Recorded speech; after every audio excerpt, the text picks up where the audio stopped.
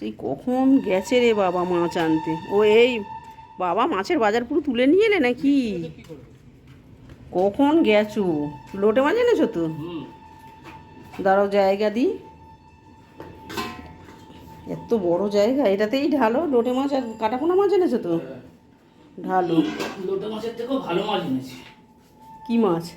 দেখো, তুমি বলছিলে কালকে।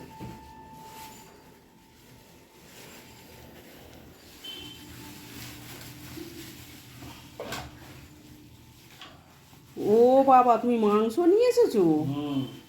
তুমি এখন মাংস নিয়ে এসেছো, এই যে মশলা করো এ করো, ভালো লাগে?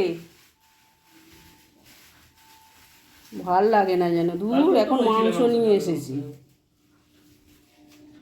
কালকে তো বলছিলে। বলছিলাম ঠিকই, কিন্তু এখন মশলা করো এ করো, কম ঝামেলা বলো তো মাংস করা? ভালো লাগে না যেন। এই এক কাঁড়ি রসুন ছাড়াও আদা ছাড়াও বলো কার ভালো লাগে? এখন তুমি এসব ঝামেলার জিনিস নিয়ে এসেছো, ভালো লাগে? করবে না, ছেড়ে দাও তাহলে, ডাল আলু ভাতে করে ফেলো।